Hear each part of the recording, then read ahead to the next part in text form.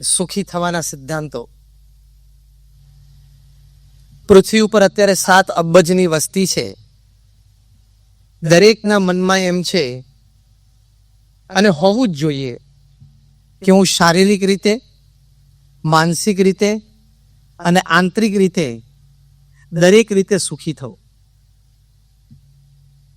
એવો ધ્યેય પણ હોય, અભિગમ કેળવવાનો પણ પ્રયત્ન કરે, પુરુષાર્થ તો ચોક્કસ કરતો જ હોય અને જેમ બને એમ વહેલો મારા મનમાં જે સુખી થવાની વ્યાખ્યા છે એ મારા જીવનમાં પ્રેક્ટિકલ એટલે કે ચરિતાર્થ થાય તો ખૂબ સારું એવી ઈચ્છા પણ ધરાવતો હોય. એટલે સુખી તો દરેકને થવું છે. આ તો આપણે મનુષ્યની વાત કરી, પણ પશુ પંખી હોય એને પણ એશ આરામથી માંડીને અનેક પ્રકારના સુખની અપેક્ષા હોય છે. પણ અત્યારે જ્યારે આપણે 21મી સદીમાં જીવી રહ્યા છીએ ત્યારે 21મી સદીની સમાજની અને વ્યક્તિની એક જે વાસ્તવિકતા આપણી નજર સમક્ષ છે, આપણે દિન પ્રતિદિન સમાજમાં થતી ઘટનાઓ જોઈ રહ્યા છીએ. આપણે કંઈક ન્યૂઝપેપર પણ વાંચતા હોઈએ, વિડીયો ચેનલ્સ પણ જોતા હોઈએ, તો દિન પ્રતિદિન સમાજમાં થતી ઘટનાઓ એ આ 21મી સદીનું એક સ્પષ્ટ ચિત્ર છે. અને આપણે સૌ સહેમત થશું જ્યારે એક વાત અહીંથી મૂકવામાં આવે કે દિન પ્રતિદિન સમાજમાં હિંસક વિચારો અને હિંસક પ્રવૃત્તિઓ વધતી ચાલી છે. હા કે ના? હા હોય તો હાથ ઊંચો કરજો. આપણે બધા હા કહીએ છીએ, જે હકીકત છે. Crimes are increasing day by day. તમને આશ્ચર્ય થશે કે અમેરિકા સૌથી ધનાઢ્ય દેશ છે, ખૂબ પ્રગતિશીલ દેશ છે, અત્યંત વિકસિત દેશ છે, અત્યંત એડવાન્સ ફોરવર્ડ કલ્ચર કહેવાય, છતાં ત્યાં જે વાસ્તવિક પરિસ્થિતિ છે કે દર થોડી મિનિટે ખૂન થાય છે, દર થોડી મિનિટે ત્યાં ચોરી થાય છે, લૂંટફાટ થાય છે. હવે જે વર્ગ ભદ્ર કહેવાતો હોય, જે વર્ગ આટલો શિક્ષિત કહેવાતો હોય, જે વર્ગ આટલો વિકસિત કહેવાતો હોય, એવા વર્ગમાં પણ જો આ પ્રકારની ઘટનાઓ દર થોડી સેકન્ડે કે દર થોડી મિનિટે બનતી હોય તો ઓછા વિકસિત ને શિક્ષિત એવા દેશો, એની તો પરિસ્થિતિ ક્યાં હશે? એટલે આ બહુ વાસ્તવિકતા છે કે આપણે જે અત્યારે સમાજમાં જીવી રહ્યા છીએ અને સમાજને ભણેલા વ્યક્તિએ વધારે નુકસાન કર્યું છે અભણ કરતા. અભણ માણસ ચોરી કરે એટલે 5 રૂપિયા નહીં કરે, 500 રૂપિયા નહીં કરે, 50,000 નહીં કરે અને 5 લાખ નહીં કરે. અને ભણેલો માણસ ચોરી કરે ને એટલે 1 લાખ કરોડ નહીં કરે, 1.5 લાખ કરોડ નહીં કરે. હું આંકડા બરોબર બોલું છું ને? ભણેલો માણસ ચોરી કરે 1 લાખ કરોડ નહીં કરે, 1.5 લાખ કરોડ નહીં કરે, 2 લાખ કરોડ નહીં કરે. તો અભણ માણસ કરતા ભણેલા માણસે સમાજને વધારે નુકસાન પહોંચાડ્યું છે. બીજી એક દ્રષ્ટિએ તમે જુઓ કે બોમ્બ્સ અને મિસાઇલ્સ બનાવે છે કોઈ અભણ વ્યક્તિ નથી. એમાંના ઘણા દુનિયાની સારામાં સારી કોલેજ અને યુનિવર્સિટીઝમાંથી સાયન્સ ગ્રેજ્યુએટ થયેલા છે, માસ્ટર્સ કરેલું છે, રિસર્ચ કરેલી છે. એટલે ઘણા બધા શ્રેષ્ઠ વૈજ્ઞાનિક બુદ્ધિ ધરાવતી વ્યક્તિઓ, એ લોકો દિવસમાં 16 ને 18 કલાક કેમ માનવ જાતને જલ્દીથી સાફ કરી નાખવી એની માટે પ્રયત્નશીલ છે. હવે આટલા ભણેલા વિજ્ઞાનની દ્રષ્ટિએ એ લોકો કદાચ એમનો પુરુષાર્થ માણસ સુખી થાય એની માટે કરે તો વ્યક્તિ અને સમાજ, દેશ અને વિશ્વ એ બધા કેટલા સુખી થઈ શકે. પણ એ ભણ્યા પણ ગણ્યા નહીં, એટલે એમને પણ સુખી થતા આવડતું નથી અને લોકોને કેવી રીતે સુખી કરવા એ દિશા પણ આવડતી નથી. પ્લુટોનિયમ બોમ્બ બન્યો, it kills but does not destroy. Plutonium bomb પડે એટલે બધા મરી જાય, ઓક્સિજન સક થઈ અને આજુબાજુની બધી ચીજ વસ્તુ એમની એમ રહે. એટલે ઘણી વખત હું હસતા હસતા કહું છું કે તમે ટોયલેટમાં બેઠા હો અને એ વખતે પ્લુટોનિયમ બોમ્બ પડે તો તમે મરી જાઓ, તમારા ટોયલેટ પેપરને કંઈ ના થાય. એટલે આજના ભણેલા ગણેલા વૈજ્ઞાનિકોએ મનુષ્ય જીવનની કિંમત ટોયલેટ પેપર કરતાં પણ ઓછી કરી નાખી. જો આટલો બૌદ્ધિક વર્ગ સમાજનો વ્યક્તિ અને સમાજ દેશ અને દુનિયાને સુખી કરવા માટેના પ્રયત્નો કરે તો બધા જ સુખી થઈ શકે છે. ભગવાને તો આપણને ઘણી વખત પ્રશ્ન થાય કે પૃથ્વી ઉપર રિસોર્સિસ ઓછા છે, સુખી થવા માટે એવું નથી. બધા જ રિસોર્સિસ પૂરતા મૂકેલા છે કે કોઈ વ્યક્તિ દુખી થાય, જેમ બાપ છે પોતાના સંતાનોની સંભાળ રાખતા હોય છે, એવી જ રીતે ભગવાન આપણા મા બાપ છે, આપણી સંભાળ રાખે જ છે ને આપણને સુખી જ કરવા છે ને રિસોર્સિસ ઇનફ મૂકેલા છે. તમને આશ્ચર્ય થશે કે દર વર્ષે હજારો ટન ઘઉં કેલિફોર્નિયાની બાજુમાં પેસિફિક મહાસાગરમાં ડૂબાડી દેવામાં આવે છે, કારણ કે એટલું ઉત્પાદન થાય છે. અને એ ઉત્પાદન ન થાય ને પાછળની આ બધી વ્યવસ્થા ન કરવી પડે અને દુનિયામાં ખરાબ ન દેખાય એટલે ખેડૂતોને કહેવામાં આવે છે કે તું આ વખતે વાવેતર ના કરીશ, તું કરે તો તને કેટલા પૈસા મળે, તો કે આટલા, તો સરકાર એને પૈસા આપી દે છે.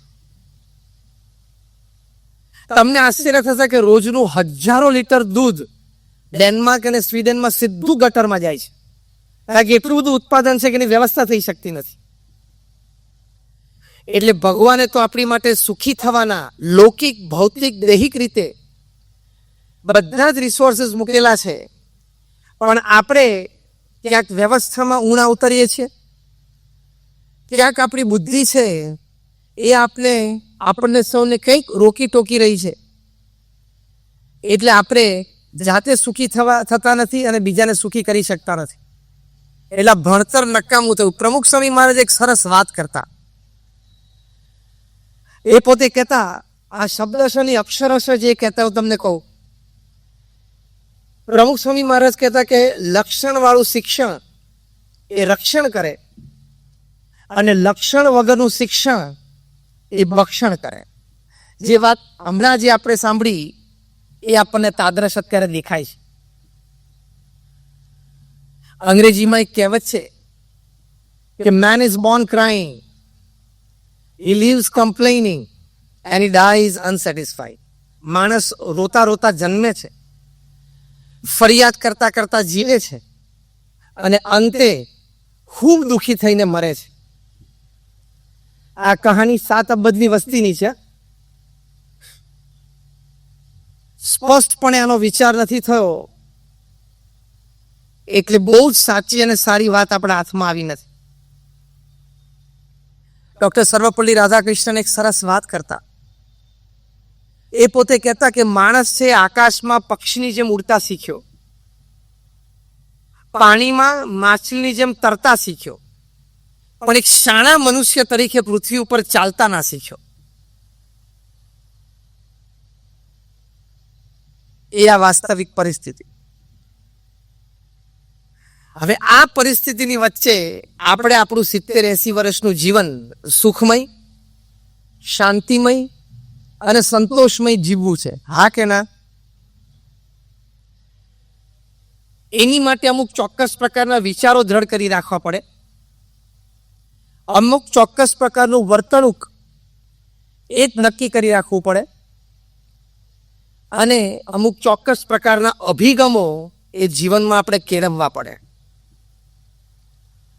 એક પ્રથમ મોટો વિચાર છે સુખી થવા માટે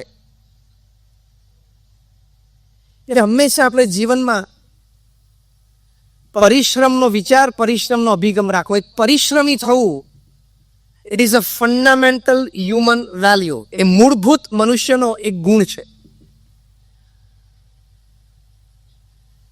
આપણે સશક્ત હોઈએ અને 8 કલાક કામ ન કરીએ તો આપણને ખાવાનો, પીવાનો, સુવાનો અને એકચ્યુઅલી તો જીવવાનો પણ અધિકાર નથી. કારણ કે પરિશ્રમનું તત્વ એ ભગવાને જીવ પ્રાણી માત્રમાં સૃષ્ટિમાં મૂકેલું છે. તમે જો પશુ અને પંખી પણ પરિશ્રમી છે ને. આફ્રિકાના જંગલોમાં એક સરસ કહેવત છે કે રોજ સવારે જ્યારે સૂર્યોદય થાય, એટલે કે સૂર્ય ઉગે, ત્યારે જે ધીમામાં ધીમું હરણ હોય ને, એને ઝડપીમાં ઝડપી સિંહ કરતા થોડુંક તો ઝડપી દોડવું પડશે તો એ સાંજ જોશે. એમ આઈ રાઈટ? અને જે ધીમામાં ધીમો સિંહ હશે, એને જે ધીમામાં ધીમું હરણ છે એના કરતા થોડુંક તો ઝડપી દોડવું પડશે તો એ સાંજ જોશે, નહીં તો ભૂખ્યો મરશે. બરાબર? નીચે કન્ક્લુઝન લાઈન શું લખી કે whether you are the lion or the deer, એટલે કે ભલે તમે સિંહ હો કે હરણ હો, સૂર્યોદય થાય એટલે દોડવું તો પડશે. હા કે ના? સૂર્યોદય થાય એટલે દોડવું પડે. હસતા હસતા ઘણી લોકો વાત કરે છે કે દોડે તો બધા. ગરીબ માણસ પેટ ભરવા માટે દોડે અને જાડા માણસ ઉતારવા માટે દોડે, પણ દોડવું તો દરેકે પડે. Everybody has two run. તો પરિશ્રમી વૃત્તિ રાખવી એ સુખી થવાનો પ્રથમ મોટો વિચાર અને અભિગમ છે. અને પુરુષ પ્રયત્ન, એનાથી જીવનમાં ઘણી બધી સિદ્ધિઓ હાંસલ થતી હોય છે. ભગવાન સ્વામિનારાયણે ઉદ્બોધેલા વચનામૃત, એનો દ્વિશતાબ્દી મહોત્સવ ચાલી રહ્યો છે, એટલે 200 વર્ષ પૂરા થઈ રહ્યા છે. ભગવાન સ્વામિનારાયણે પણ એમના ઉપદેશમાં પુરુષ પ્રયત્નને ખૂબ પ્રાધાન્ય આપ્યું છે. આપણું સારંગપુર મંદિરના નજીક છે, સારંગપુરના 11મા વચનામૃતમાં શ્રીજી મહારાજે એ વચનામૃતનું શીર્ષક જ એમના ઉપદેશ પછી પરમહંસોએ પુરુષ પ્રયત્નનું વચનામૃત કર્યું છે. એમાં ભગવાન સ્વામિનારાયણે તો ત્યાં સુધી લખ્યું છે કે પુરુષ પ્રયત્નથી આત્મકલ્યાણ થાય છે. તો પુરુષ પ્રયત્ન એક બહુ જ મોટી સુટેવ છે. એ વિચાર આપણે સર્વે અતિશય દ્રઢ કરી રાખવો જોઈએ. તમે મહાપુરુષોના જીવન ચરિત્ર વાંચો. જ્યારથી પૃથ્વી ઉપર ઇતિહાસ રેકોર્ડ થતો થયો ત્યારથી આજ સુધી જે વ્યક્તિઓ જીવનમાં નાની મોટી સિદ્ધિઓ હાંસલ કરી છે, એ દરેક વ્યક્તિએ એમના જીવનમાં પ્રચંડ પુરુષાર્થ કર્યો છે. પછી આયોજનબદ્ધ હોય, વેલ એક્ઝિક્યુટેડ હોય, વિચારપૂર્વકનો હોય, પણ પ્રચંડ પુરુષાર્થથી જ બધા આગળ વધ્યા છે. એવા 500 મહાપુરુષોના ઇતિહાસમાં તમે આ વાત સાંભળી શકશો, જોઈ શકશો, વાંચી શકશો. અંગ્રેજીમાં એક કહેવત છે, the heights attained and kept by great personalities, એટલે કે મહાપુરુષોએ જે કક્ષા પ્રાપ્ત કરી અને ત્યાં સ્થિરતાપૂર્વક જીવનકાળ દરમિયાન રહી શક્યા, એવા એક ઊંચા શિખરે એ રાતોરાત સદન ફ્લાઇટથી ત્યાં પહોંચ્યા નથી. બહુ સરસ વાક્ય લખ્યું છે કે when they while their companions slept they toiling upwards at night, કે રાત્રે જાગીને મોડે સુધી એમને પરિશ્રમ કર્યો છે, જ્યારે એમના સાથી મિત્રો બહુ ચેનની નિંદ્રામાં સૂતા હતા. તમે એવરેસ્ટ ઉપર જાઓ અને ત્યાં હેલિકોપ્ટર દ્વારા જાઓ તો તમારો ફોટોગ્રાફ ટાઈમ્સ ઓફ ઇન્ડિયામાં ના છપાય. હા, એ તમે બેઝ કેમ્પમાંથી ગયા હોય ને તો જ છપાય. એટલે પરિશ્રમની કિંમત છે. એટલે પ્રથમ દ્રષ્ટિ આ રાખવાની કે પરિશ્રમ કરવો છે. બીજી દ્રષ્ટિ આ રાખવાની કે મહાપુરુષોના જીવનમાંથી પ્રેરણા લેવી છે. પ્રમુખ સ્વામી મહારાજે આ BAPS સંસ્થા વિશ્વવ્યાપી બનાવી, એમાં એક બહુ જ મોટું કારણ છે એમનો પ્રચંડ પુરુષાર્થ. પ્રમુખ સ્વામી મહારાજ એક વ્યક્તિ સંસ્થા હતા. He was a one man organization. એમના જીવનમાં એમને જે પુરુષાર્થ કર્યો એ આપણા સૌ માટે તો ખરો, પણ આવનારી પેઢીઓ માટે સદીઓ અને યુગો સુધી અત્યંત પ્રેરણાદાયી થશે. આપણે કલ્પના પણ ન કરી શકીએ જે વાસ્તવિક છે. પ્રમુખ સ્વામી મહારાજના જીવનની એક હકીકત ને વાસ્તવિકતા કદાચ આપણે કલ્પના પણ ન કરી શકીએ. એક વ્યક્તિ એમના જીવનમાં દુનિયાના 18,000 ગામડાઓમાં 60 દેશોમાં વિચરણ કરી શકે. અનબિલીવેબલ. જાહેર જીવન જીવનારી કોઈ વ્યક્તિને તમે પૂછજો તો ખરા કે 18,000 ગામડાઓમાં જવું એટલે શું. જ્યારે એમની મોટી ઉંમર હતી, 55, 58, 60, 65 સુધી. ત્યારે રાત્રે 10 વાગે ને 11 વાગ્યા સુધી આદિવાસીના ગામડામાં ઝૂંપડે જઈને એમને નિર્વ્યસની કર્યા છે, એમને સંસ્કૃત કર્યા છે. એમના સંતાનો તમે એમને ભણવા માટે મોકલો સ્કૂલે એવી પ્રેરણાઓ આપી છે. દાદરા નગર હવેલી દક્ષિણ ગુજરાતમાં કેન્દ્ર શાસિત પ્રદેશ છે. 72 ગામડાઓ છે. પ્રમુખ સ્વામી મહારાજ એક ગામડામાં ઘરે ગયા છે, ઝૂંપડે ફર્યા છે અને આ બધી પ્રેરણાઓ આપી છે. અમારા વડીલ સંત પૂજ્ય વિવેક સાગર સ્વામી આ વિચરણના પ્રમુખ સ્વામીના પરિશ્રમના પ્રત્યક્ષ સાક્ષી. એમણે એમના લેખમાં બ્રહ્મોપનિષદ પુસ્તકમાં લખ્યું છે કે કેવો આ પુરુષાર્થ પ્રમુખ સ્વામી મહારાજે કર્યો. તો આજે 72 માંથી 42 ગામડાઓમાં સંપૂર્ણ કોઈ પણ વ્યક્તિ એ લેશ માત્ર વ્યસન નથી. એ લોકો તાળી પીતા, તાડના ઝાડ હોય એમાંથી તાળી બીડા બનાવે અને રોજ સાંજે પછી 7, 7:30, 8 થાય એટલે પીવે. વળી એમાં કોઈ કુંભારો તો વળી પીને નાંદો થાય તો જે માટલા દિવસ દરમિયાન બનાવ્યા હોય એ બધા તોડી નાખે. પછી સવાર પાછો બેઠો પસ્તાય. પ્રમુખ સ્વામી મહારાજના વિચરણથી લોકોએ પોતાના ફળિયામાંથી આ તાડના ઝાડ કાઢી નાખ્યા. તાળી જે ચૂલા ઉપર બનાવતા હતા એ ચૂલાઓ તોડી નાખ્યા કે ભવિષ્યની પેઢીને ખબર ન પડે કે આપણા બાપ દાદાઓ તાળી પીતા હતા. તો જો એમને આવો પ્રચંડ પુરુષાર્થ કરે, એમના જીવનકાળ દરમિયાન એમને 7.5 લાખ પત્રો વાંચ્યા અને ઉત્તર આપ્યો. લોકો એમને પોતાના વ્યક્તિગત પ્રશ્નો માટે, પોતાના પારિવારિક પ્રશ્નો હોય, વ્યવસાયિક પ્રશ્નો હોય, સામાજિક પ્રશ્નો હોય, આધ્યાત્મિક પ્રશ્નો પણ હોય, એની માટે પ્રમુખ સ્વામી મહારાજને પત્ર લખતા.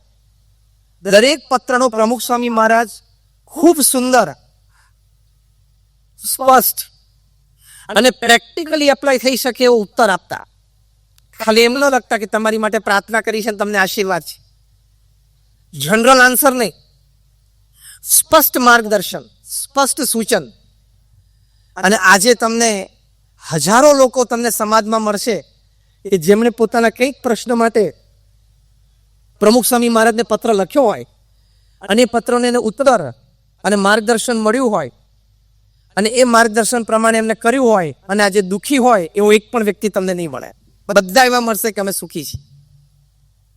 આજે આટલા બધા પ્રશ્નો એ સાંભળવા અથવા વાંચવા, એનો પ્રોસેસ કરવામાં કેટલી બધી મેન્ટલ એનર્જી વપરાય. આ સહેલી વાત નથી. એવી જ રીતે વ્યક્તિગત મુલાકાતમાં સવાર બપોર સાંજ એમ 400-500 વ્યક્તિ પ્રમુખ સ્વામી મહારાજને વ્યક્તિગત મળતા. 20 લાખ લોકોને એમને વ્યક્તિગત મુલાકાત આપી. સવારે પૂજામાં જતા હોય, સાંજે સભામાંથી આવતો વચ્ચે 2-5-15 જણાને મળી લે અને બધાના પ્રશ્નનું સમાધાન આપ્યું. હું તમને એક સેમ્પલ પ્રશ્ન રજૂ કરું. પ્રમુખ સ્વામી મહારાજ પાસે કેવા પ્રશ્નો આવતા અને સેમ્પલ તમને જે સૂઝે ને એનો ઉત્તર મને આપજો. આ એક દ્રષ્ટાંત રૂપે છે. આવા પ્રકારના આવતા. કોઈક વ્યક્તિ આવીને પ્રમુખ સ્વામી મહારાજને મુલાકાત દરમિયાન વ્યક્તિગત મળીને કહે કે સ્વામી હું અત્યારે નવસારીમાં રહું છું, મારી સરકારી નોકરી છે અને મારે પ્રમોશન આવ્યું છે એટલે પ્રમોશન સાથે બદલી આવે. સાહેબ બરોબર છે ને, પ્રમોશન અને ટ્રાન્સફર ભેગું આવે. પછી એટલે કે મારે હિંમતનગર જવાનું થયું છે. આ દ્રષ્ટાંત છે કે નવસારીથી મારે હિંમતનગર ટ્રાન્સફર મળી છે. હું રાજી છું, મને પ્રમોશન મળ્યું છે, મારો પગાર વધારો થયો છે, સરકારી નોકરી છે, એટલે મને જવામાં કંઈ બાદ નથી. પણ મારે પ્રશ્ન એ છે કે ડિસેમ્બરનો મહિનો છે, મારો દીકરો દીકરી એક 10મા ધોરણમાં છે, 12મા ધોરણમાં છે, બંનેને બોર્ડ એક્ઝામ છે 2.5 મહિના પછી. હવે હું ફેમિલીને લઈને ત્યાં જઉં તો ત્યાં નવી સ્કૂલ, નવા ટ્યુશન, આ લોકોને એડજસ્ટ થાય ન થાય. અમુક કોર્સ અહીંયા ચાલી ગયા હોય, ત્યાં ન ચાલ્યા હોય, અહીં ન ચાલ્યા હોય, ત્યાં ચાલી ગયા હોય, તો એ લોકોને તકલીફ પડે. ને આજે તો 1-2 માર્ક ઓછા હોય તો પણ સારી કોલેજને સારો કોર્સ હાથમાંથી જતો રહે. હવે એ લોકોને અહીંયા પાછળ રાખીને જવા એવી સ્થિતિ નથી. કોઈ અમારા સગાવાલા નથી અને મારે ગવર્મેન્ટ ક્વાર્ટર ખાલી કરવાનું છે. એટલે મારે મૂંઝવણ એ છે કે આ પ્રમોશન લો કે ના લો. જો આ સંતાનોનો ખ્યાલ રાખીને પ્રમોશન ન લો તો રોટેશનમાં પાછું 7 વર્ષે આવે તો હું શું કરું? પ્રમોશન લઈને નવસારીથી હિંમતનગર જવું કે ના જવું? જો બધાના ચહેરા પર મૂંઝવણ શરૂ થઈ ગઈ. આવા પ્રશ્ન 150 જણાની લાઈનમાં ઊભા હોય અને રોજના 60 થી 70. અત્યારે મોહન સ્વામી મહારાજને તો હમણાં મેં શ્રુતિપ્રિય પૂછ્યું હતું, 100 કરતા ઉપર રોજના પત્રો. પણ બહુ જ શાંતિથી, ખૂબ સ્થિરતાથી, ખૂબ પ્રસન્ન મને, રાજી થકા બધાને પ્રમુખ સ્વામી મહારાજે માર્ગદર્શન આપ્યું. આ પ્રચંડ પુરુષાર્થ છે. પ્રમુખ સ્વામી મહારાજનો દૈહિક ભીડો માપદંડમાં આવે, કારણ કે આંકડામાં આવી શકે. એમને જે માનસિક શ્રમ કર્યો છે એના જીવનમાં, it is unbelievable, beyond the can of human intelligence. એટલે માની જ ન શકાય એવી વાત છે, અને મનુષ્યની બુદ્ધિમાં બેસે નહીં એવી વાત છે. આપણને આપણો મિત્ર આ પ્રશ્ન પૂછે તો આપણે શું જવાબ આપીએ? એવું કહીએ કે એમ કરીને તું નક્કી કરીને પછી હું છું, એટલે નક્કી નથી થતું એટલે તને પૂછું છું. પ્રમુખ સ્વામી એવું નહીં કહેવાનું, કેમ કરે અત્યારે સવારથી તું સાંજે પાછું મન સાંજે બીજા દોઢસો છે આવા, એટલે એમને તો ત્યાં જ ઉત્તર આપવાનો, સ્પોન્ટેનિયસ. તો ખૂબ દૈહિક અને માનસિક પરિશ્રમ પ્રમુખ સ્વામી મહારાજે કર્યો છે. ત્યારે આ BAPS સંસ્થા એક વિશ્વવ્યાપી મને યુનાઇટેડ નેશન્સમાં એક permanent seat as an NGO consultative સ્ટેટસમાં મળ્યું. આ તો આપણે વિચરણ અને મુલાકાત પત્રલેખનની વાત કરીએ. એમના જીવનમાં એમણે 1000થી વધારે મંદિરો બાંધ્યા, 1000થી વધારે અમારા જેવા સંતોને દીક્ષા આપી. આજે તમારા 2 સંતાનો તમારા કયામાં નથી રહેતા. એ 17-18 વર્ષના ટીનેજમાં આવે અને એક કાને બુટ્ટી પહેરતો થઈ જાય, પછી તમારી તાકાત હોય તેને કાનમાંથી બુટ્ટી તો કઢાવી જોજો એક વાર. બુટ્ટીની વાત તો પછી, ખાલી એને હેરસ્ટાઈલ બદલી નાખી હોય અને તમને એમ લાગે કે આપણા ઘરના સંસ્કાર પ્રમાણે હેરસ્ટાઈલ બરોબર શોભતી નથી, ખાલી એને ભૂલથી એકવાર, જો કે કહેવામાં બહુ ધ્યાન રાખજો, સમય જોજો, મૂડ જોજો, તો તમે એને હેરસ્ટાઈલ તો બદલી બતાવો. અને અમને 1000થી પણ વધારે સંતોને પ્રમુખ સ્વામીએ લાઈફ ટાઈમ હેરસ્ટાઈલ બદલી નાખી. એમનો પ્રભાવ ના કહેવાય? આ પરિશ્રમ છે. એક એક વ્યક્તિના હૃદયમાં એમને આ વાત, આ સિદ્ધાંત કન્વિન્સ કરાવ્યા. આ પહેલા મેં તમને શારીરિક ભીડો ગણાવ્યો, એનાથી અઘરો આ માનસિક ભીડો ગણાવ્યો. એનાથી મોટી આ વાત છે કે સિદ્ધાંત સામેવાળી વ્યક્તિના હૃદયમાં સ્થિર કરી અને એમને મેઇન સ્ટ્રીમ સોશિયલ સર્વિસ અને મેઇન સ્ટ્રીમ સ્પિરિચ્યુઆલિટીમાં લાવવા ભણેલા ગણેલા યુવાનોને, એમનો પ્રચંડ પુરુષાર્થ છે. એટલે પુરુષાર્થથી પરિશ્રમી થવું, એમાંથી અનેક પ્રકારની સફળતાઓ મળે છે. સિદ્ધાંત હેઠળ આપણે આ વાત કરતા હતા. તો પરિશ્રમમાંથી કોઈ દિવસ પાછું ન પડવું, ખચકાવું નહીં, ડગવું નહીં, શરમ ન રાખવી, ગભરાવું, મૂંઝાવું નહીં, અને આળસ તો ક્યારેય ના રાખવી. પ્રમુખ સ્વામી મહારાજ એક વખત ગોંડલમાં હતા, રૂમમાં બેઠા હતા, 11:15 સમય થયો હશે, અને સાહજિક જ આમ ત્યાં પહોંચ્યા, ઠાકોરજીના દર્શન કરીને બેઠા હતા, ને આમ એટેન્ડન્ટ સૈનને બોલાવે અથવા તો જમવાનો સમય આવતો હતો નજીક. જ્ઞાનમુનિ સ્વામી અંદર રૂમમાં એન્ટર થયા અને સ્વામીને આમ એકલા બેઠેલા સોફામાં જોયા. એટલે એમને પણ ગમ્યું. આમ સ્વામી જરા રિલેક્સ મોડમાં હતા, કારણ કે સ્વામીને જ્યારે જુઓ ત્યારે પ્રવૃત્તિમય હોય. પ્રચંડ પુરુષાર્થ આપણને એમને શીખવાડ્યો. એટલે નારાયણ મુનિ સ્વામીએ બાપાને કહ્યું કે સ્વામી આમ એકલા બેઠા હો, કોઈ મુલાકાત ના હોય, પત્ર લેખન ના હોય, ફોન ના હોય, તો કંઈ ના હોય, તો આમ સારું લાગે, આમ રાહત લાગે, ગમે. સ્વામી કે મુનિ ના હોય ને તો અમે ઊભું કરીએ. બાપા એ વાક્ય બોલ્યા હતા કે ના હોય ને તો અમે ઊભું કરીએ, અને આપણે રિવર્સ છે, હોય ને તો બંધ કરીએ, કાલે કરશો. પૃથ્વી ક્યાંય ધીમી ફરવાની નથી. હું આજે કામ નહીં કરું તો પૃથ્વીની સ્પીડ કંઈ ઘટી જવાની નથી. બહુ મોટી કમ્પેરિઝન સિદ્ધિ. હું આજે કામે નહીં જાઉં તો પૃથ્વીની સ્પીડ કંઈ ઘટવાની એ જ સ્પીડે પણ, અને સૂર્ય કંઈ કાલે નથી ઉગવાનો એવું નથી, ઉગવાનો છે. એ આપણે આળસ. પ્રમુખ સ્વામી મહારાજ એક સરસ વ્યાખ્યા કરતા, એમના જીવનમાંથી એ ઉપદેશ આપતા. એ કહેતા કે આ કામ હું 2 મિનિટ પછી કરું એવો વિચાર આવે એ પણ આળસ છે. તો જો આવો પુરુષાર્થ એમને કર્યો છે તો પરિશ્રમી થવું. તમે મહાપુરુષોના જીવન ચરિત્રો વાંચો, રતન ટાટા હોય, મુકેશ અંબાણી હોય, સચિન તેંડુલકર હોય, આજે વિરાટ કોહલી છે. પ્રચંડ પુરુષાર્થ. ભગવાને કંઈક નાની મોટી કળા બક્ષિસ પણ આપી હોય, પણ એ કળાને સાચવવા માટે પણ તમારે પુરુષાર્થ કરવો પડે. ભગવાને તમને કોઈ રોજગારમાં વિશેષ બુદ્ધિ શક્તિ આપી હોય, પણ એમાંથી ધન ઉપાર્જન માટે તમારે પુરુષ પ્રયત્ન કરવો જ પડે. હકીકત છે. સચિન તેંડુલકરે જ્યારે 20 વર્ષ આંતરરાષ્ટ્રીય ક્રિકેટના પૂરા કર્યા ત્યારે ટાઈમ્સ ઓફ ઇન્ડિયા એમની માટે સ્પેશિયલ પૂર્તિ તૈયાર કરી. ટાઈમ્સ ઓફ ઇન્ડિયાના પત્રકારે એમને પૂછ્યું એ તમારી સફળતાનું રહસ્ય શું છે? ત્યારે સચિન બોલ્યા, એમને કહ્યું કે મારી સફળતાનું એ રહસ્ય છે કે 20 વર્ષનું મારું આંતરરાષ્ટ્રીય ક્રિકેટ અને તે પહેલા 4 વર્ષનું ડોમેસ્ટિક ક્રિકેટ, 24 વર્ષમાં મારા જીવનનો એક પણ એવો દિવસ નથી, સાંભળજો, 24 વર્ષમાં મારા જીવનનો એક પણ દિવસ એવો નથી કે જ્યારે સવારે 6 વાગે હું નેટ પર ન પહોંચ્યો હોય અને 500 બોલ મેં ફેસ ના કર્યા હોય. પત્રકાર હોશિયાર હતા, ઉત્તરમાંથી બીજો પ્રશ્ન શોધી કાઢ્યો. એ કે આગલા દિવસે તમે સેન્ચુરી કરી હોય, ડબલ સેન્ચુરી કરી હોય, તમે સારા ફોર્મમાં હો તો તમને એમ થાય કે હું અત્યારે તો બહુ સારા ફોર્મમાં છું, કદાચ આજે પ્રેક્ટિસ ના કરું તો ચાલે. સચિન તરત બોલ્યા કે આગલા દિવસે સેન્ચુરી કરી હોય, હું નોટ આઉટ હોઉં તોય સવારે 6 વાગે નેટ પર પહોંચી જવાનું. પત્રકાર હોશિયાર હતા, ત્રીજો પ્રશ્ન પૂછ્યો કે તમને સવારના પરમાં મન ન થાય કે મેં તો સદી કરી છે, બેવડી સદી કરી છે, છાપામાં બધે મારા ફોટા હશે, કયા છાપા વાળે કેવો ફોટો લીધો છે, નીચે કેપ્શન શું લખ્યું છે, એવું જરા જોવું, વાંચું, આમ ગલગલિયા ના થાય? સાહજિક માનવીય વૃત્તિ છે ને, સાહજિક ઈચ્છાઓ છે આપણી. સચિન તરત બોલ્યા, અદ્ભુત વાક્ય બોલ્યા કે જો હું એ જોવામાં સવારે લોભાઈ જાઉં, લલચાઈ જાઉં તો મારી પ્રેક્ટિસ બગડે, અને મારી પ્રેક્ટિસ બગડે એટલે મારા પરફોર્મન્સ ઉપર એની અસર આવે. એટલે હું મન ઉપર અત્યંત સંયમ રાખું છું. મને ખબર હોય કે બધા જ ન્યૂઝપેપરમાં આખા ભારતમાં મારા ફોટોગ્રાફ હશે, છતાં હું સવારે 6 થી 9 મીડિયા ઓપન કરતો જ નથી.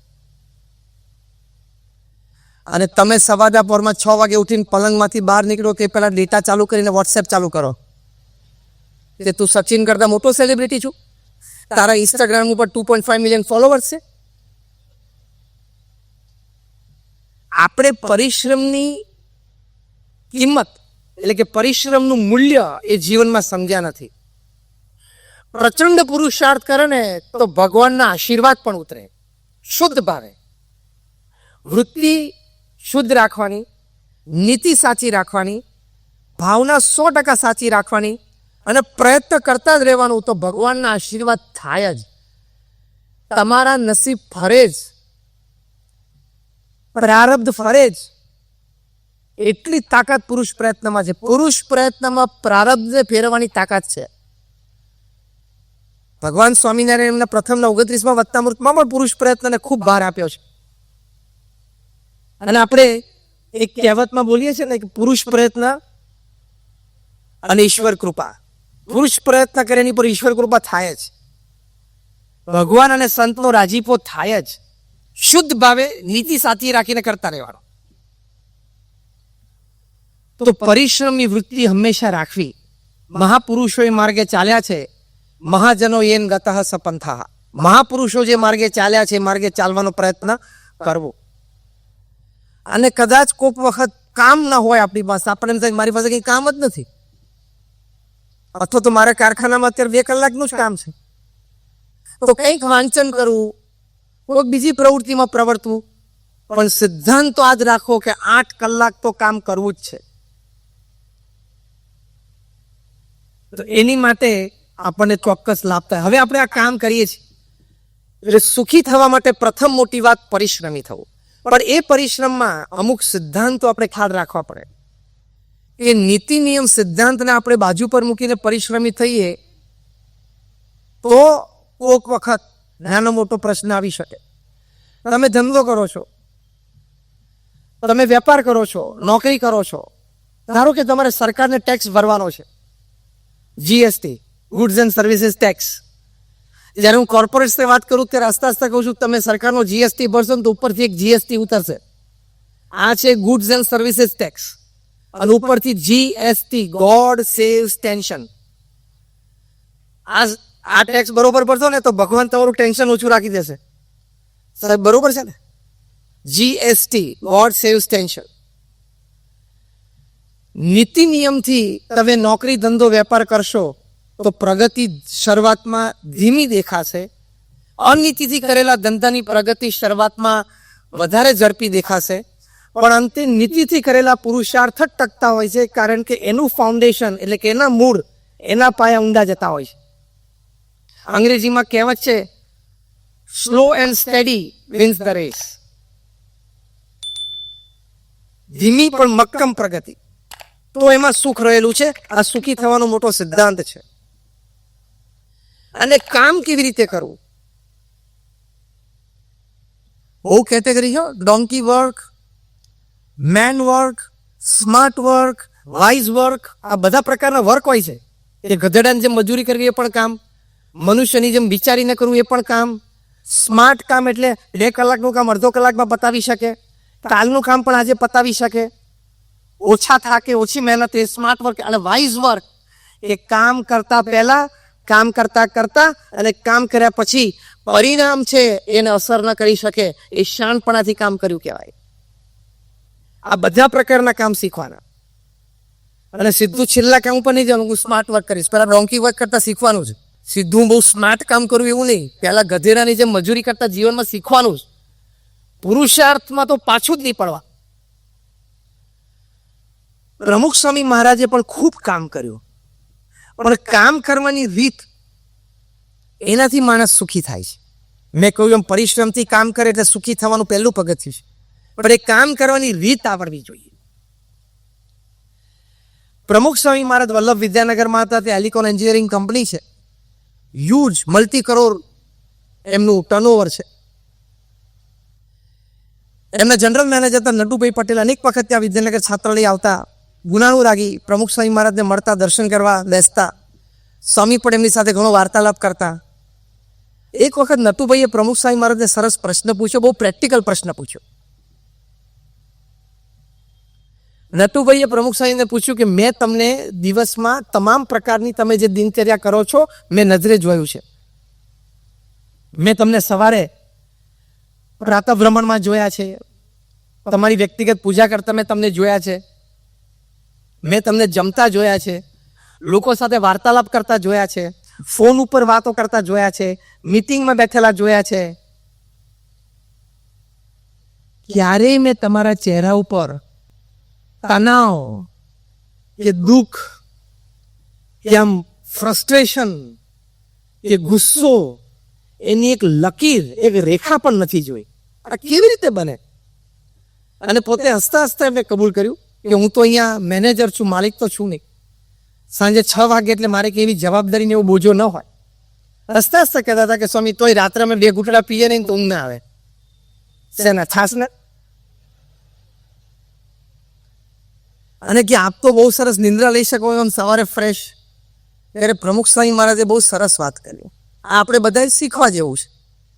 પ્રમુખ સ્વામી મહારાજે કહ્યું કે રોજ સવારે અમે ઉઠીએ એટલે અમારા ઈષ્ટદેવ ભગવાન સ્વામિનારાયણ અને અમારા ગુરુ યોગીજી મહારાજને પ્રાર્થના કરીએ કે આજે મારે શું કામ કરવાનું છે.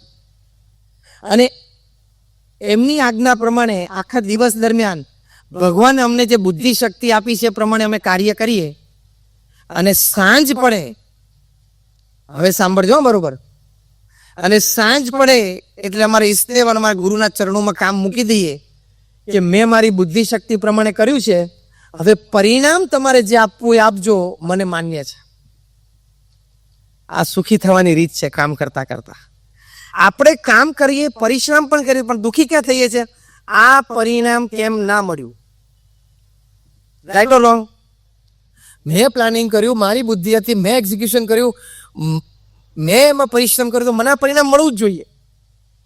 પણ ભગવાન શ્રી કૃષ્ણએ અર્જુનને શ્રીમદ ભગવદ્ ગીતામાં ઉપદેશ આપતા વાત કરી, કર્મણ્યવાધિકાર હસ્તે મા ફલેષુ કદાચના. શું કહ્યું એમને? કે કર્મ કરવું એ તારું ફરજ છે, અધિકાર છે, તું કર. પણ ભગવાન શ્રી કૃષ્ણે શું કહ્યું? કે ફળ હું નક્કી કરીશ, એટલે કે ભગવાન નક્કી કરશે. કારણ કે આ વાત હું તમને પ્રેક્ટિકલી સમજાવું. હું 2 પ્રશ્ન પૂછીશ, એટલે 2 પ્રશ્નમાં તમે બધા હા પાડશો, કોઈ ના નહીં પાડી શકો. એટલે તમને પણ લોજિકલી તર્કથી આ શ્લોક સમજાશે.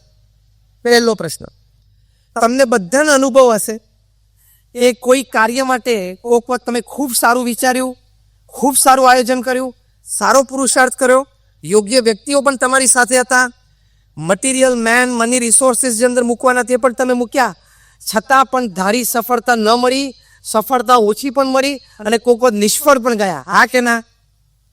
હા કે તો આંગળી ઊંચી કરો. આપણે બધાને અનુભવ છે. હવે બીજો પ્રશ્ન, આપણને બધાને અનુભવ છે કે કોઈક વખત આપણે ઓછું વિચાર્યું હોય, ઓછું પ્લાનિંગ કર્યું હોય, ઓછું એક્ઝિક્યુશન થયું હોય, આપણને પણ સંતોષ હોય કે મેં ધાર્યા પ્રમાણે અંદર મહેનત નથી કરી આ પ્રોજેક્ટમાં અને યોગ્ય વ્યક્તિઓ પણ ન મળ્યા હોય, છતાં પરિણામ છે ધાર્યા બહારનું આવે, સફળતા પણ ધાર્યા બહાર નહીં આવે. હા કે ના? તો કોઈ દિવસ આ શાંતિથી વિચાર્યું છે કે આ કેમ થાય છે કે હું બધો પુરુષાર્થ કરું છું મારી બુદ્ધિ પ્રમાણે, ત્યારે ઘણી તક પરિણામ ઓછું આવે છે, કોક વખત આવી જાય છે અને કોક વખત બધું ઓછું હોય છે ત્યારે વધારે પરિણામ આવે છે. આ શ્લોકની દબાહી પ્રૂફ છે. ભગવાન શ્રી કૃષ્ણ જે અર્જુનને કહ્યું હોય કે પરિણામ હું નક્કી કરીશ, કારણ કે 10 ફેક્ટર એવા હોય કે જે સફળતા નક્કી કરતા હોય, તો સામે 10 ફેક્ટર એવા છે જે તમારા પ્રોજેક્ટને નેગેટિવલી ઇફેક્ટ કરે છે, જે આપણા હાથની વાત નથી. તો પછી પરિશ્રમ અને કાર્યમાં સફળતા તો મળે છે, પણ સુખી થવા માટે આ વિચાર બહુ સ્પષ્ટ છે. મારી જવાબદારી એ છે કે મારે મારી બુદ્ધિ શક્તિ આવડત પ્રમાણે પુરુષાર્થ કરી લેવાનો, પછી પરિણામ ભગવાનની ઈચ્છા. અમને મોટામાં મોટો શબ્દ શીખવાડવામાં આવ્યો છે, ભગવાનની ઈચ્છા. એટલે બહુ જ મોટી વાત છે અને હકીકત છે.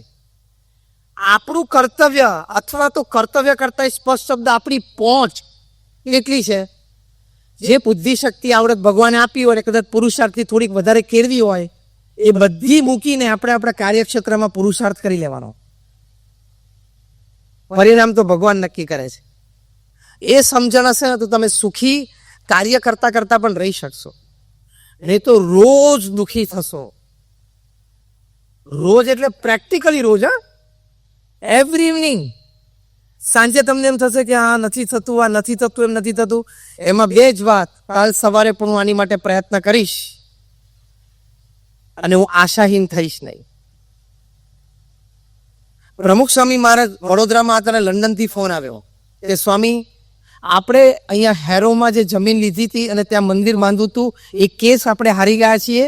આજુબાજુના રેસિડન્સે કેસ કરેલો, કારણ કે રાત્રે 12 વાગે ઢોલ વગાડીને મળી અમારી પ્રાઇવેસીને પીસ જતા રહે.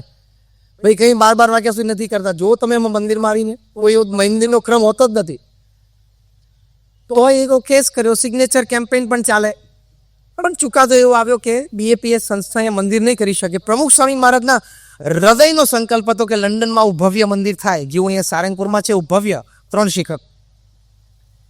પ્રમુખ સ્વામી મહારાજને સમાચાર મળ્યા. આ શોખ હતો એમની માટે, ઝાટકો હતો.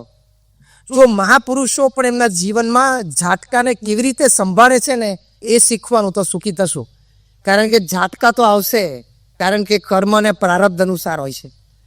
અને ભગવાનના ભક્ત છીએ તો ભગવાન સ્વામિનારાયણ વચનામૃતમાં પ્રથમ 1 બળીરાજાના વતનામાં મળે, ભગવાન કસોટી કરવા માટે પણ મૂકે. એ ભગવાનની ઈચ્છાની વાત છે. પણ setback, failure, fall, shock are part of life. હા કે ના? બધાય થોડા થોડા અનુભવ્યા છે અને થોડા થોડા હજી અનુભવશું. તમે એમ ના કહેતા હું શ્રાપ અપાયો છું, પણ આ ક્રમ છે, આ પૃથ્વીનો ક્રમ છે. જેમ દિવસ રાત ચાલે છે એમ સુખ દુઃખ ચાલે છે. હવે એમાં કેવી રીતે સુખી રહેવું, સિદ્ધાંત શું રાખવાનો? તો પ્રમુખ સ્વામી મહારાજને ફોન ઉપર શોકિંગ સમાચાર આવ્યા કે સ્વામી, આપણે કેસ હારી ગયા.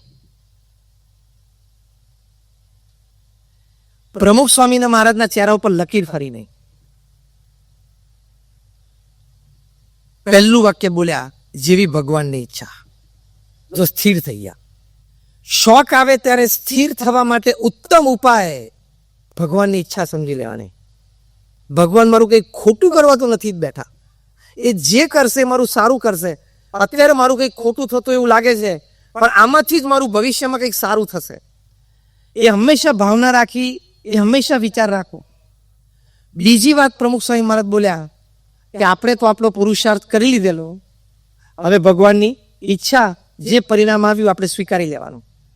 અને પછી પ્રમુખ સ્વામી મહારાજે વિચાર રજૂ કર્યો કે આપણે નક્કી કર્યું છે કે લંડનમાં મંદિર કરવું છે, એટલે કરવું તો છે જ. બીજી જમીન શોધવા માંડો. બીજી જમીન સ્થાનિકોએ શોધી. નિઝલનમાં ત્યાં ભવ્ય શિખરબદ્ધ મંદિર થયું અને 1995માં જ્યારે પ્રતિષ્ઠા થઈ, એ ઉદ્ઘાટિત થયું, ત્યારે દુનિયાના અવ્વલ નંબરના મેગેઝિન રીડર્સ ડાયજેસ્ટે લખ્યું કે it is the 8th wonder of the world, દુનિયાની 8મી અજાયબી છે. એવું કામ કર્યું. પણ એ વખતે પ્રમુખ સ્વામી એમ નિરાશ થઈ ગયા હોત તો, અને આપણા જેવા વાક્ય બોલવા માંડ્યા હોત તો હવે ના થાય. સૌથી ભયંકર અવાજ મનુષ્ય જ્ઞાતિ માટે કયો છે ખબર છે? રચકારો. આ મારથી નહીં થાય, મન ના ફાવે, મન ના ગમે, મારું તો કામ જ નહીં. આ છોડ દે તો ઘણું કામ થાય. હા, છોડ દેવું પડે. All I mean to say, એટલે હું શું કહેવા માંગુ છું કે આવો વિચાર રાખવાનો, પરિશ્રમથી ગભરાવું નહીં, કરતા રહેવું. સફળતા એમાં છે, સ્થિરતા રાખવા માટે વિચાર રાખવાનો. મહંત સ્વામી મહારાજ આ સંપ્રદાયના ગુરુ પદે આવ્યા 2016ની સાલમાં. ત્યારે એમની ઉંમર 82 વર્ષની હતી. 82 કમ્પ્લીટ ને 83 રનિંગ. પૃથ્વી ઉપર કોઈ ઘટના એવી નથી, કોઈ ઘટના પૃથ્વી પર એવી નથી કે આટલા મોટા વહીવટ અને વ્યવહારની જવાબદારી કોઈક વ્યક્તિને 82 વર્ષે મળી હોય. Not a single incident. 82 વર્ષની ઉંમરે પોતાના ગુરુની ઈચ્છા સમજીને, પોતાના ગુરુ પ્રમુખ સ્વામી મહારાજનો રાજીકો સમજીને જવાબદારી લેવીને, ઇટ ઇટસેલ્ફ પ્રૂવ્સ. બહુ નાની વાત કરું છું, મોટી વાત તો ભગવાનનું સ્વરૂપ છે ને છે જ, પણ આપણે જ્યારે એમને જીવનમાંથી શીખવા બેઠા છીએ, ઇટ ઇટસેલ્ફ પ્રૂવ્સ કે 82 વર્ષે પણ એમને પરિશ્રમ કરવાની તૈયારી છે અને કરે છે. અમદાવાદમાં એક સાયમ સભાના કાર્યક્રમમાં કોઈ બાળ મંડળ, કિશોર મંડળનો કાર્યક્રમ હતો. કાર્યક્રમના અંતે રજૂઆત એવી હતી કે કોઈ 2 જણા અક્ષરધામથી 2 મુક્તો આવ્યા છે, બધા ભક્તો સાથે ભળ્યા કે વાર્તાલાપ થયો, કંઈક સાંસ્કૃતિક કાર્યક્રમ હતો. અને છેલ્લે બંને જણે મોહન સ્વામી મહારાજે જાહેરમાં પૂછ્યું, આમ 10-15 હજાર હરિભક્તો બેઠા હતા, એ સામે અમે પાછા અક્ષરધામમાં જઈએ છીએ, ત્યાં પ્રમુખ સ્વામી મહારાજ અમને પૂછશે, પ્રમુખ સ્વામી મહારાજ અમને પૂછશે તો પ્રમુખ સ્વામી મહારાજે શું સમાચાર આપીએ?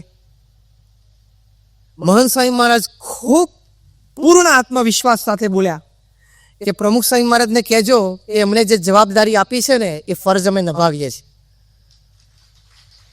એટ ધ એજ ઓફ 83 આપણે તો 60-65 ના થશું ને, અહીં તો બહુધા સેમી અર્બન કે આવું રૂરલ એરિયા હોય ને, જ્યાં તો 50-55 દીકરો પરણે ને એટલે સીધો રિટાયર થઈ જાય પોતે. બીજું પછી એક જ કામ રહે, બહાર ખાટલો નાખીને બેસવાનું. એ દ્રશ્યો તમે કાઠિયાવાડમાં સવારે 7 વાગ્યાથી જોતા હશો, બપોરે 11 વાગે પણ જોવા મળે, સાંજે 4 વાગે પણ જોવા મળે, સાંજે 7 વાગે છેલ્લું દ્રશ્ય. અને આજે આફ્રિકાની ધર્મયાત્રાએ પધાર્યા છે, એમની ઉંમર 87 વર્ષની છે અને 55 દિવસની ધર્મયાત્રાએ પધાર્યા. એમનો દૈનિક ક્રમ તમે જુઓ તો 50-60 વર્ષનો વ્યક્તિ શરમાય એવો એમનો દૈનિક ક્રમ છે અને ફૂલ એનર્જીથી કામ કરે છે. તો આ બે વિચાર છે કે પરિશ્રમી થવું, અને બીજો વિચાર મહંત સ્વામી મહારાજના હૃદયમાં શું છે કે ગુરુએ જવાબદારી આપી છે એટલે મારી આ ગુરુ ભક્તિ છે અને મારે દેહની પરવા કર્યા સિવાય કરવું. તો આ વિચારથી આપણે કાર્ય પ્રવૃત્તિમાં પણ ખૂબ સ્થિરતા રાખી શકીએ છીએ.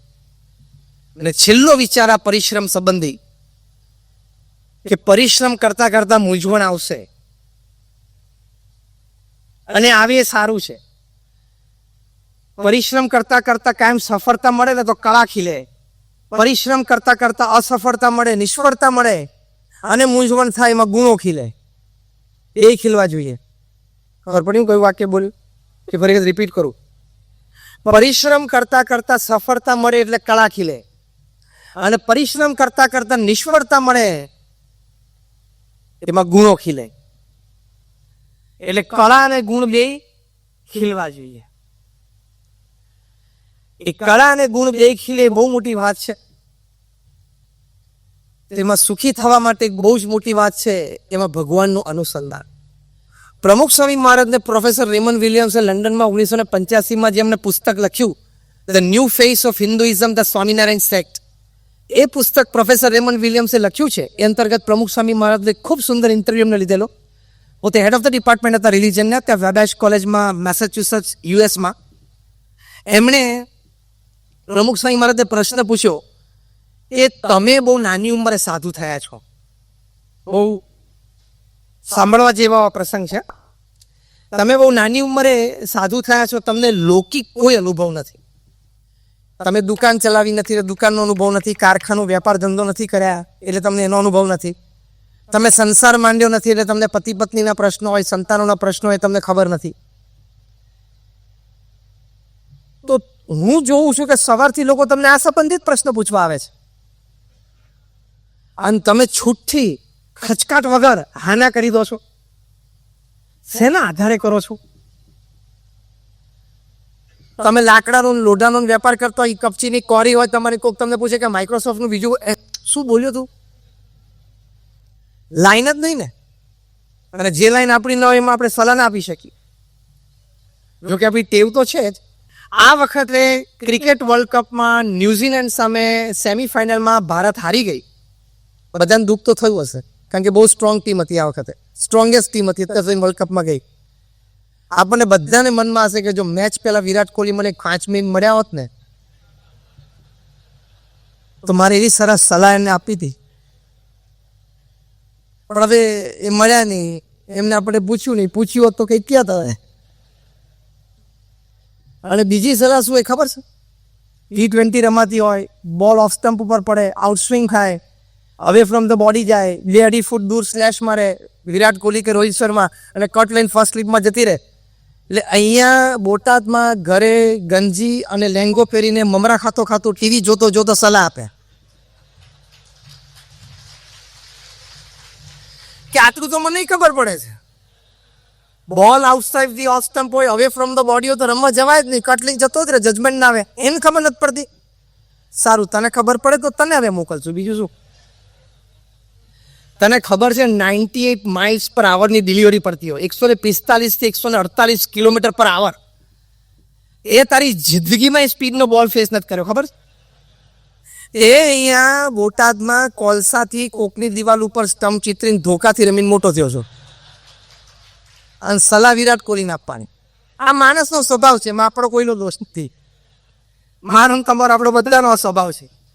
થોડુંક જાણી લઈએ ને એટલે આપણને એમ થાય કે આમાં હું તત્વજ્ઞાની થઈ ગયો. With a common sense we are philosopher. થોડું જ્ઞાન થાય તો આપણે હું તત્વજ્ઞાની થઈ ગયો. આ બાબતમાં હું બધું જાણું એટલે સલાહ આપે. આટલું તેને કરવું જ જોઈએ ને, આટલું ના કરે ને, આટલું કઈ રીતે આ કેમ એટલું આટલું ને ફાવતું નથી, આટલું તો મને ખબર પડે.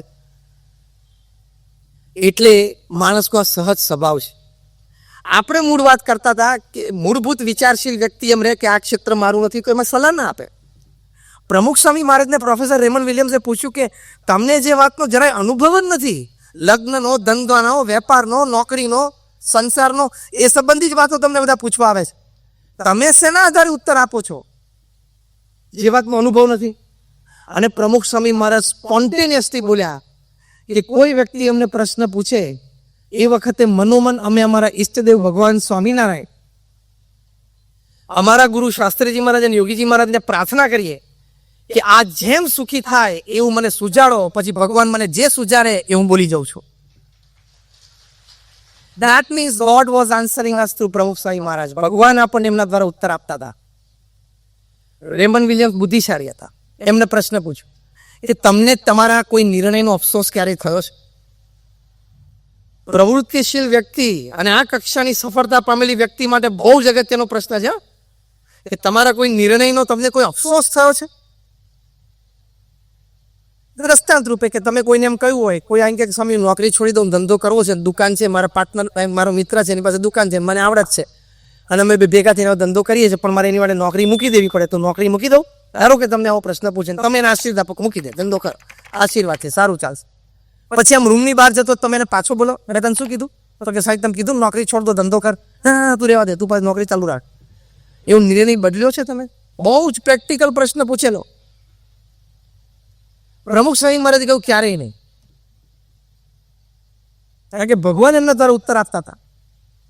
હવે આપણને જ આ પ્રશ્ન પૂછ્યો હોય કે તમને તમારા જીવનમાં કોઈ નિર્ણયનો અફસોસ છે એવું પૂછ્યું હોય તો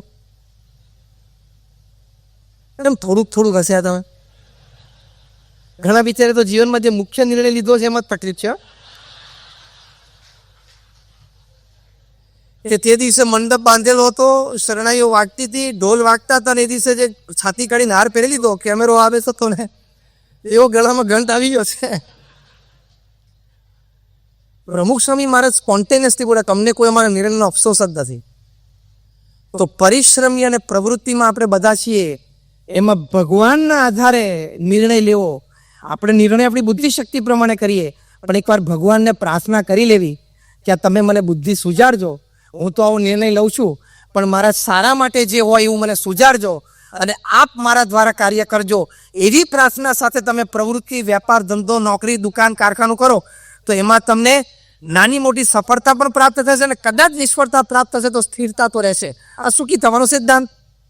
દર વખતે તો સફળતા નહીં મળે ને, દર વખતે તો સફળતા મળવી અઘરી છે.